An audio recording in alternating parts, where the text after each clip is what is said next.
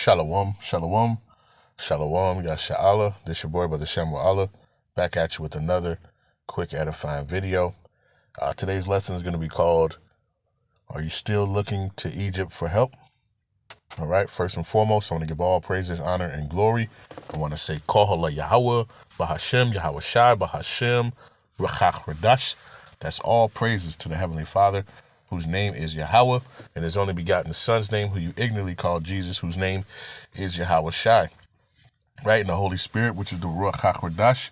Double honors to the apostles and elders of Great Millstone, who have ruled well to the Spirit and have fed and edified the sheep in these last days, and has pushed this gospel and this truth to the four corners of the earth in these last days. A mighty shalom. Another mighty shalom to all you Akim out there laboring on the highways and hedges and on the unicorn, which is this internet, pushing this 100% doctrine, this 100% truth to the four corners of the earth in these last days. A mighty shalom to you all as well. You know, I did a lesson yesterday. What was it called? Are You Surprised? You know, talking about how they were trying to round up, disproportionately the so-called, black and Hispanic, people, but they weren't doing the illegal, so-called white immigrants, right? I did a lesson on that, like, are you surprised? Right? And I came across the article right after I did that. It's from Salon. It says, Trump vows to save white South Africans while Musk calls for welcoming them as refugees.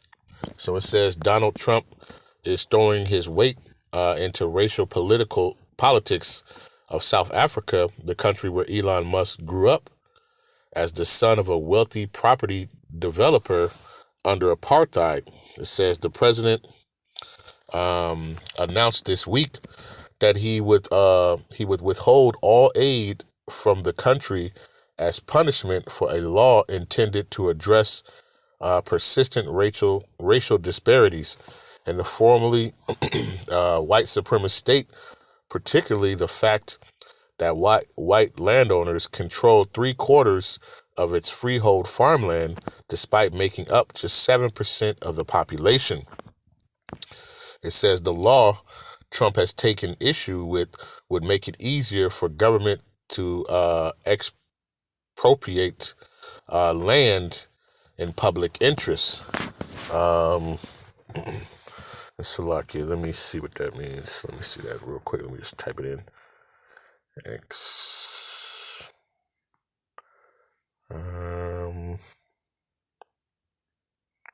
Expropriate meaning. So expropriate is to take away from its owner, right? That's what it means. Expropriate land.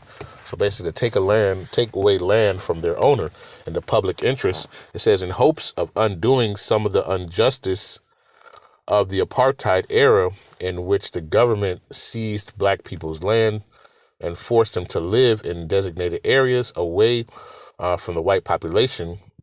And Musk telling its white South Africans who are now facing injustice, and he endorsed and shared an ex post Tuesday from a user who suggested that the U.S. should encourage white-only immigration from South Africa, although the Expropriation Act was signed by South African President Cyril Ramaphosa in January, includes safeguards against abuse. Trump proclaimed that South Africa is confiscating land and treating certain classes of people very badly. Yeah, it sounds like his words. And vowed to order an investigation by the U.S. government. In allegations that is popular among white nationalists, the far-right figure in both the United States and South Africa, and one that Musk has echoed after Ramaphosa clarified that the law merely ensures public access to land in an equitable and just manner as guided by the Constitution. Musk accused him of imposing racist ownership laws. It says in response to the killings of some white farmers in 2023, Musk said that the South African government was leading a white genocide, while there are fringe currents in South African politics accused of hate speech against the white population. Experts concluded that there was no evidence of genocide and that the killings were part of a high violent crime rate in general and mostly related to farm robberies. White people in South Africa generally maintain a much higher standard of living than average. It says, with only 1% among them living in poverty compared to 64% of black people. Trump vows to halt aid. The aid affect $400 million a year that the U.S. sends to South Africa, with most of the money going through USAID's the HIV/AIDS program, a program which, in case, is still being held in limbo by Musk Dodge agents.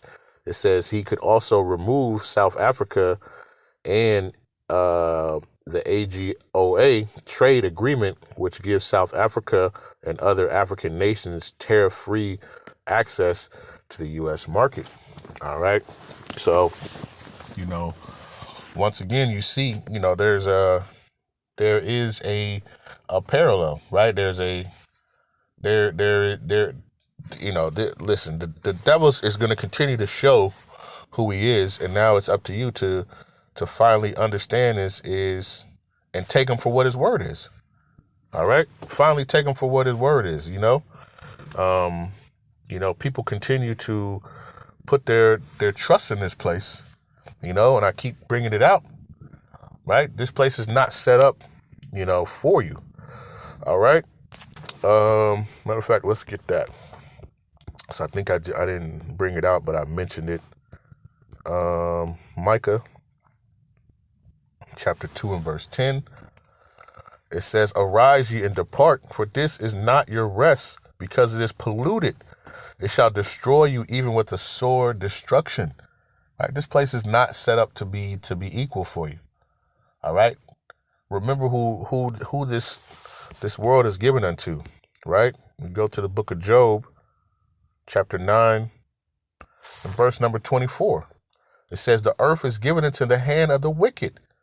He covereth the faces of the judges thereof. If not, where and who is he?" Right? We understand who it is, right? The scriptures tell you that the son of perdition be revealed. We see it, right? They're showing you who the devil is, right? And devil just means deceiver, right? So you're showing who the devil is, and our people, no, they're going to change. No, it's not, right? The earth is given into the hand of the wicked, all right? It's given into the hand of the wicked. And what are they going to do? They're going to do wickedly, right? They're not going to, judge righteously, right? and, for people to sit there and continue to think that that's going to happen, you're solely mistaken, right? What is that? You've seen on every instant, this devil will never keep his word, right? Think about in your job, right? Think about the one who's at your job, right? They smile in your face, they do all that, right? And then, as soon as you turn away, they got that knife ready for you, right? This is the book of Psalms, chapter 55 and verse 20. He hath put forth his hand against such as be at peace with him. He hath broken his covenant, right? It says, "The words of his mouth were smoother than butter, but war was in his heart. His words were softer than oil, yet they were drawn swords." Okay? And he coerced you in, to, hey, well, we're going to do this, we're going to do that. All this stuff. Remember, this stuff is not set up for you. I talked about it yesterday, right? You're in the land of your captivity, right? This stuff is never going to be fair. All right. The only way that it's never going to be fair. I'll just put it that way, right? Because ultimately, when Yahawashi comes, he's going to flip the script. All right. And there is not going to be equality, right? They push this whole dogma of equality, and there never is, right? And there never will be, because when Yahawashi comes, guess what? Guess who's going to be on top, right? The Israelites, right? So-called blacks, Hispanics, and Native Americans, and you, the diaspora, who are scattered abroad, who look like these other nations, but your lineage goes back to Jacob, right? There's never going to be equality on this thing, right? The scriptures don't talk about equality, They'll push that, they'll do that, but then they'll show you their horns, right? He said he put forth his hand against such as be at peace with him, and he had broken his covenant, right? He's broken all the covenants, right? What does it say?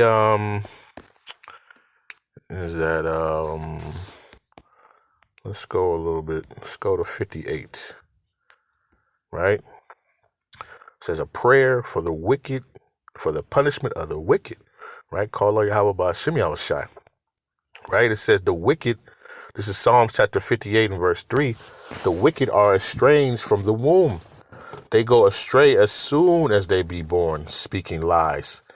Their poison is like the poison of a serpent, right?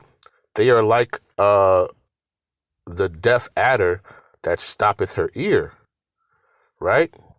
It says, which will not hearken to the voice of charmers, charming never so wisely, right? This is what they do, right? They're the wicked, and they're gonna do wickedly. They'll tell you one thing. This is the agenda. This is what we're doing, and then they'll flip the script on you, right? Hey, we're gonna deport illegal, blah blah blah blah blah, right? But then what are you gonna do? You're gonna flip the script, and you're gonna put your own agenda in, right? Because it's ultimately it's about that ultimate power, right? And all this is gonna be leading, right, ultimately to that NWO, right? And all this stuff that we see, right? And this is why I tell one thing too: just don't be distracted by all these different things, because the agenda is still right there. They still have that agenda for this NWO. They're still gonna push that, right? And ultimately, they're gonna push where they're gonna have everybody chipped, because they want full control. All right, so they're gonna do whatever it takes to get what they need. All right. And we see that, right? And there's so many people who just continue to put their trust in this place and think that, they're gonna change their ways, right? The scriptures say, who can make straight that which is crooked, right? What the Lord made crooked, you can't change that. What is that? We know that his soul is not upright in him, right? And I think that's in the book of Habakkuk, right? Chapter 2, right? So this is Micah chapter 2. I'll start at verse 1. It says, woe to them that devise iniquity and work evil upon their beds. When the morning is light, they practice it, because it is in the power of their hand. And we literally are seeing this, right? We see this devil, gets up every morning, right? Nero, he gets up every morning, right? And he's writing these decrees. He's writing these different things, right? He's devising his wickedness of what he's going to do, right? It says, woe to them that devise iniquity and work evil upon their beds.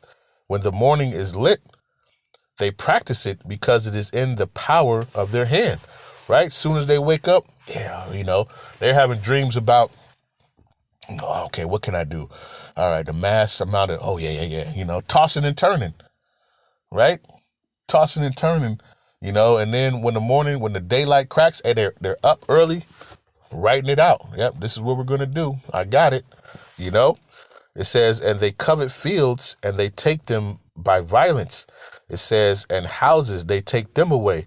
So they oppress a man and his house, even a man and his heritage, right? And you see, right, what you go look up, just about South Africa, and you see.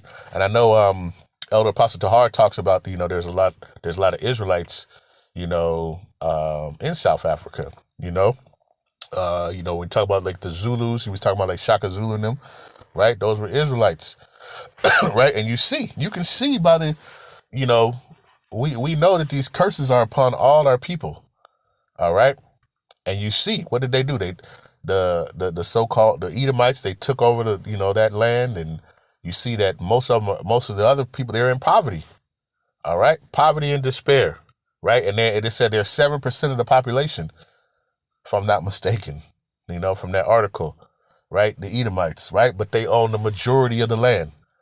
They own the majority of all the different things, right? Because they set up these unrighteous decrees, and they do this, right? Because the earth is given into the hands of the wicked, right? And he's running this whole earth, right? He's running this whole thing, and he's putting in these different decrees and different things, right, to capitalize. So he can capitalize on everything, all right, and oppress everything, because he wants full control over everybody, at the end of the day, right? So what did they say? Oh, well, we're just going to get rid of your aid that we're giving you, until you guys can plot. Like, this is the stuff that's going on, that whole mentality, it's my way or the highway type thing, and that's the pride. And that pride is going to be ultimately shut down, by Yahawah, Bahasham, Yahawashi, right? And this is why we can't get caught up in trusting this devil, all right? That's what I wanted to get. Salakia. Let's get,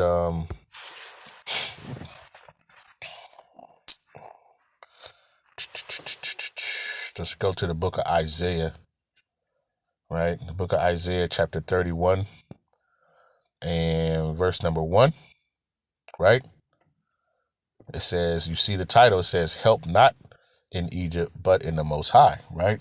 And we know that this is modern day Egypt, right? It says, woe to them that go down to Egypt for help and stay on horses and trust in chariots, because they are many, and in horses and horsemen, because they are very strong.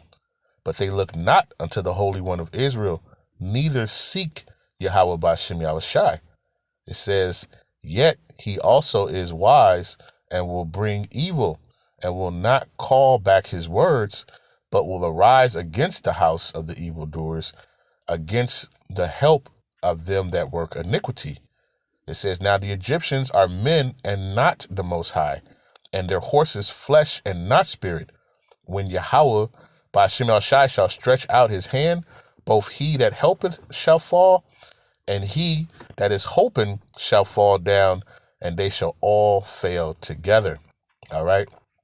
Let's read this in the NLT, verse 3. It says, for the Egyptians are mere humans and not the Most High. Their horses are puny flesh, not mighty spirits. When Yahawah Bahasham Yahawashi raises his fist against them, those who help will stumble, and those being helped will fall. They will all fall down and die together. All right? You want to put your trust in this devil, and he's showing you his horns. He's showing you what's going on, right? There's so many scriptures that talk about it, man. Like, never trust your enemy, right? Let's get that again. We brought it out yesterday, but let's get it again. All right? This devil, he means no good to you. All right? It says, never trust thine enemy, for like as iron rusteth, so is his wickedness. Right? It says, though he humble himself and go crouching, yet take good heed and beware of him. It says, thou shalt be unto him as if thou hadst wiped a looking glass, and thou shalt know that his rust have not been altogether wiped away. It says, set him not by thee, lest when he have overthrown thee, he stand up in thy place, neither let him sit at thy right hand, lest he seek to take thy seat. Right? And that's what he's done. Took over your land, right? Took over your heritage, everything, right? Like in the book of Obadiah, he can't have enough, right? He can't have enough, right? When you think about what is that? Like a cancer tries to consume the whole thing, right? That's why usually when they have to get at that point and try to cut it off, right? Because if not, it'll spread and it'll try to take over everything, right? It says, lest he seek to take thy seat, and thou at the last remember my words and be pricked therewith, right? And when you think, understand, man, that there's no there's nothing. Let me get this. This is the book of Sirach, chapter 13, and verse number 15. It says, "For every beast loveth his like, and every man loveth his neighbor. All flesh consorteth according to kind, and a man will cleave to his like." All right. It says, "What fellowship have the wolf with the lamb? So the sinner with the godly. What agreement is between the hyena and a dog?" All right. It says, "And what peace between the rich and the poor?" All right. And we are the poor. All right. We are the poor. All right. What peace is there? Right. It says, "As the wild ass is the lion's prey in the wilderness, so the rich eat up the poor. As the proud hate humility, so doeth the rich abhor the poor." All right. There's no peace between the rich and the poor. All right. Between the righteous and the wicked. All right.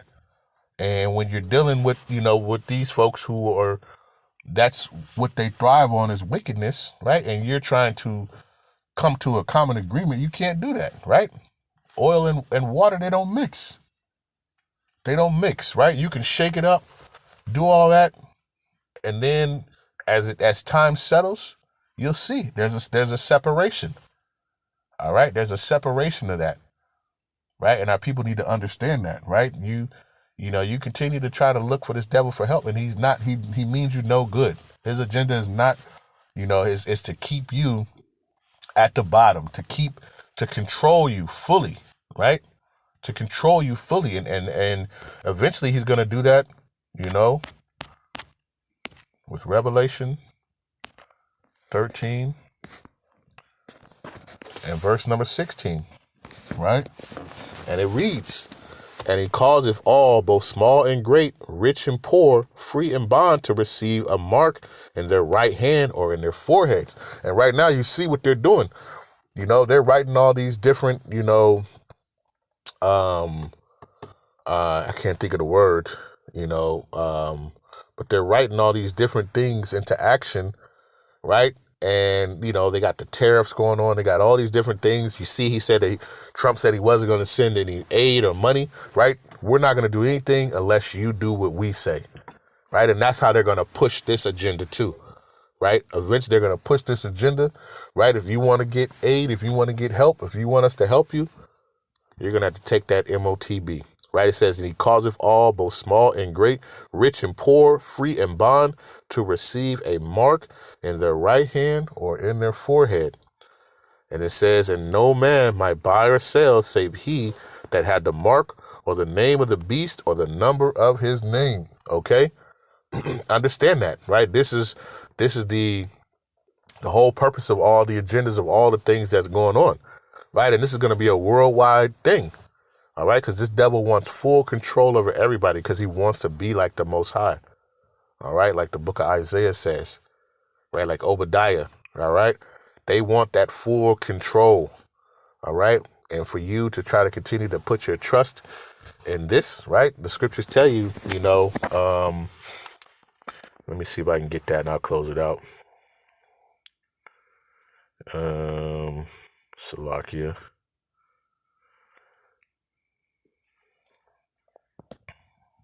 Let's go to the book of Psalm.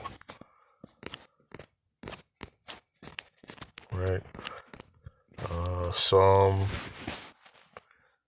Let's go to 146 and verse number 3. It says, "Put not your trust in princes, nor in the Son of Man, in whom there is no help." All right? Because you used to be putting your trust in Yahawah Bahasham Yahawashi, right? You Israelites. All right? All across this earth. All right? That's who you put your trust in. Don't put your trust in princes and the kings of this world and putting your trust in men, right? Because their agenda, especially, the Egyptians, their whole mission is to take full control of you. All right. And everything that you do, every movement that you do. And then all these agendas are pushing towards that. All right. So it says, put not your trust in the princes, nor in the Son of Man, in whom there is no help. Right? You put your whole trust in all that, and you see every time, right? And it's only going to get worse, right? So I just wanted to do this quick lesson. Lord's will, this is edifying, right? With that, I want to give all praises, honor, and glory. I want to say, Yahawah, Bahasham, Yahawashi, Bahasham, Rawchaa, Qadash. Peace and blessings to the elect of the 12 tribes scattered abroad.